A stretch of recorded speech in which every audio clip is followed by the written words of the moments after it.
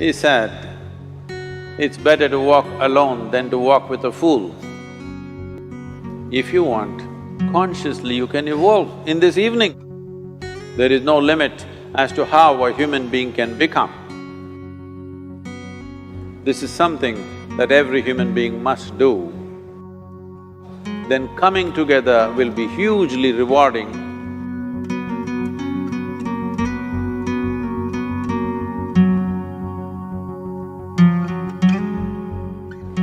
When Gautama, the Buddha, was asked,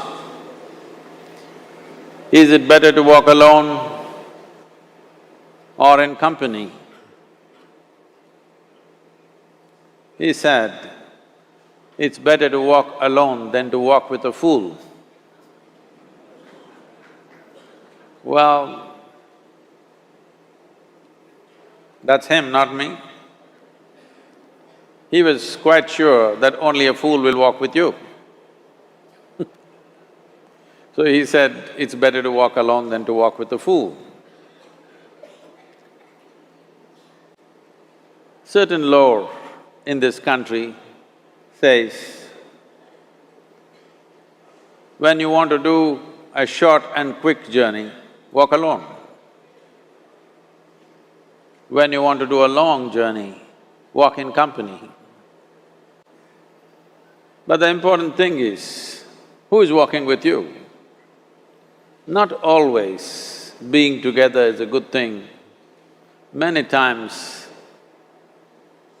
being together can be a nuisance.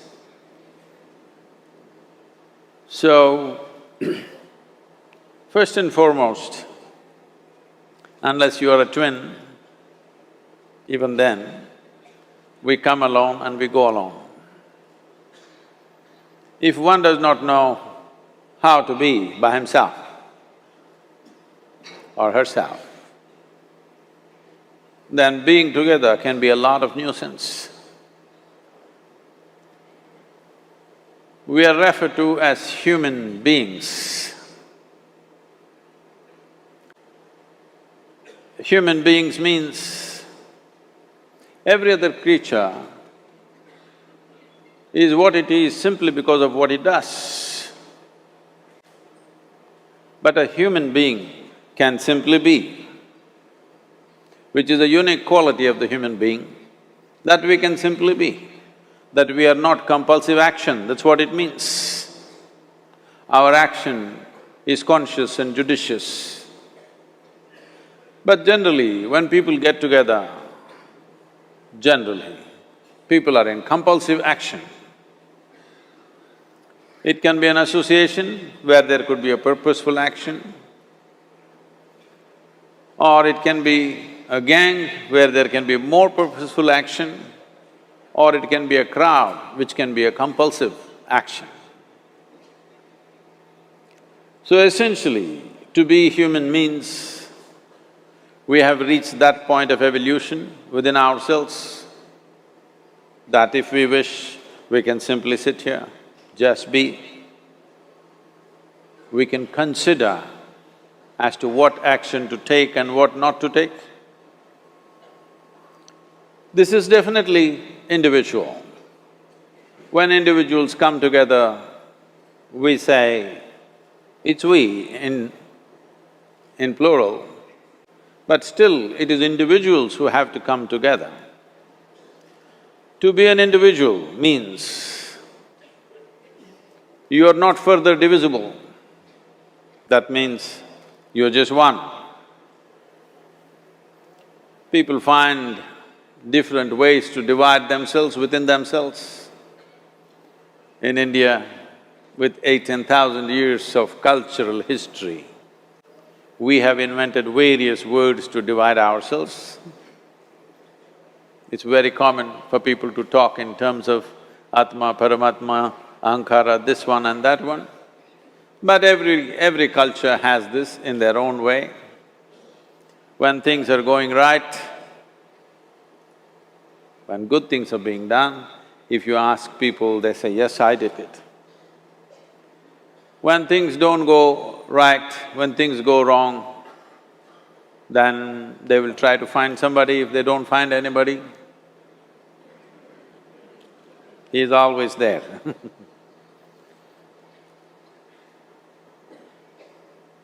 When they are very wonderful, of course they take pride in being how wonderful they are.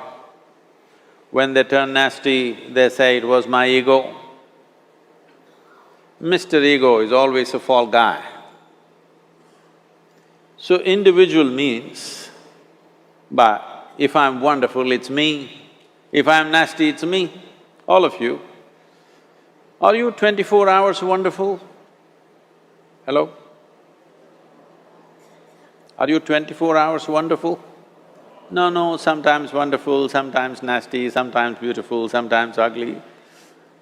It's okay. If we understand it is me who is capable of being absolutely wonderful and it is me who is capable of being absolutely nasty another moment, then gradually the number of moments of nastiness will keep on receding. If I see what is wonderful is me, what is nasty is… In India we have many words, it's my karma, what can I do? Now, you must fix this. Being an individual is very important, that means you're not further divisible. If I'm wonderful, it's me, if I'm nasty, it's me. If I succeed, it's me, if I fail, it's me. You have to fix this. I'm just asking you a simple question. Within this, how many people? Hello? How many people within you? One, two? Only one. If you're one, you're a normal human being.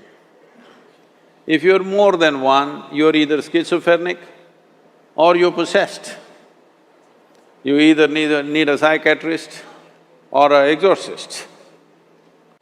But you will see whenever things don't go right, another guy will pop up from somewhere. So, becoming an individual means you killed all those pop-ups and just said, "This is me." This what is me has many dimensions. If I don't see this is an individual, I cannot divide this further, then transformation will not happen. If transformation does not happen, if people come together in that state, there will be more mess than solutions. All creatures hang out together. Whether it is various wild creatures, most of them hang out together. Even monkeys who are just one step behind us, they are also in bunches. It is only human being who can sit alone and transform himself or herself, because this is the prerogative of being human, that we can simply be. This is why you are called human being, you're capable of being. You're not in a compulsive state of activity.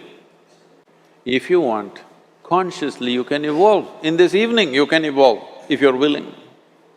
It doesn't take 1,000,000 years, because our evolution is not biological anymore, our evolution is conscious. For every other creature, it is fixed. Nature has fixed two lines within which every other creature lives and goes. But once you have come as a human being, there is only bottom line, there is no top line. There is no limit as to how a human being can become. So before we associate ourselves with people, it'll be good every day in the morning or a certain period of your life, if one withdraws to spend a little time with oneself and see how, in what ways can this be little better than the way it was yesterday, this life? How it can be a little better life than what it was yesterday? Because most people are coming together for their needs. To fulfill needs, people come together. Some people come together to fulfill a purpose or a cause. Some people come together to eat, drink and be together because they cannot be alone. This is something that every human being must do. A certain period of time, you do one thing, just 24 hours, take a break from everything, not today, right now you're among people. You take a break sometime, just 24 hours. And don't read, don't watch television, don't use the phone. Simply sit in your room, alert, not sleeping.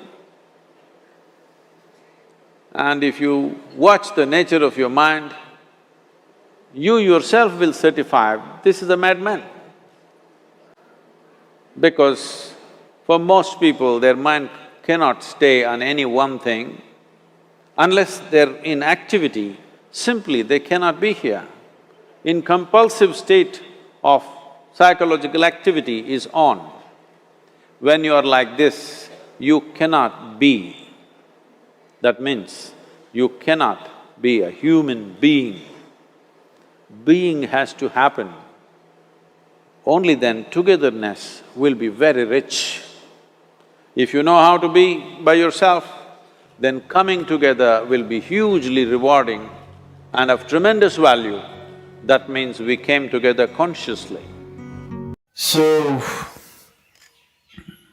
when you say marriage versus live in, what is it? Uncommittedly you want to live in, that's all, isn't it?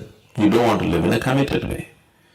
I don't think living in an uncommitted way together is a good thing, nor is there any…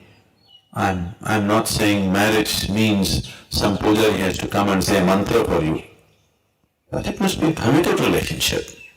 If there is no commitment, there is no real sense of respect. When there is intimacy, there must also be respect for the other person's body, mind and everything, isn't it? When you say, I'm not committed to you, whenever I feel like it, I'll walk out, there is no sense of value or respect for the other person, isn't it? We are trying to fix it with morality and it's never worked. People who are moralistic are always looking archaic for the new generation of people, isn't it? We need some sense in the planet. These righteous people are always a trouble.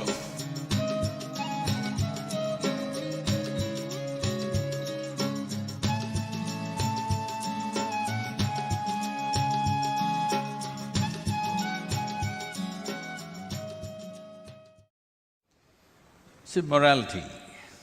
Morality has become an important thing in the society because people have forsaken their humanity.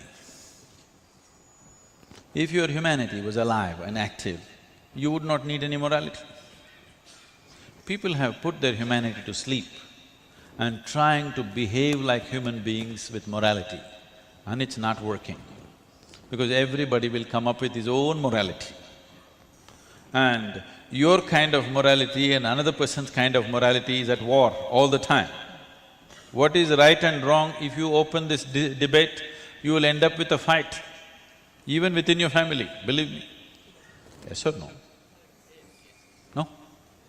If you start a debate as to what is right and what is wrong, whether it's in the world or in your neighborhood or within the family, fight is inevitable because no two people can agree on what is right and wrong. And it's never been settled ever because no such thing exists. Instead of trying to be right, why don't people try to be sensible? We need some sense in the planet. These righteous people are always a trouble. Once you have a strong set of morals, you will see nobody in the world is all right. If nobody in the world is okay, you have a psychological problem. The first sign of psychological imbalance is you start thinking nobody is okay. So morality is just that, it's a first step towards insanity. You just have to stretch it. If you stretch it, you will go there. Maybe you won't stretch it that far, you're willing to bend it, so you manage. These are substitutes for humanity. Why is it our education systems, our social mechanisms, we are not doing enough to stir up humanity in a human being. We are trying to fix it with morality and it's never worked. All we will do is divide people into different kind of moral sects and they will always fight because nobody can fit into your morality, because even you don't fit in actually, unless you are smart enough to subvert it secretly. Do you understand? Otherwise, it doesn't work, because morality will not just stick to your profession, it will enter every aspect of your life. Once you start thinking, what is the right thing to do in my profession, you will also think what is the right thing to do on all levels of life, isn't it? Once you start thinking, this is the right thing, and somebody else thinks that is the right thing, there is going to be a conflict and a constant conflict. If you stir up the humanity within you, you will do the most sensible thing that's needed for that moment, and that's all that matters. That your actions are in context with the realities in which you exist. And the context is always changing. If you don't change according to that, people who are moralistic are always looking archaic for the new generation of people, isn't it? They wonder why this guy is still alive. Yes, if you're very moralistic, even your children will wonder, why are you still alive? Because you look like you're from somewhere else. So what is the most sensible thing to do? What brings well-being to you and everybody around you? This is all one needs to look at constantly. Is there some way to fix it? There is no way to fix it. We have to be alive to it. We have to be alive to it every moment. And as the context changes, what we do has to change.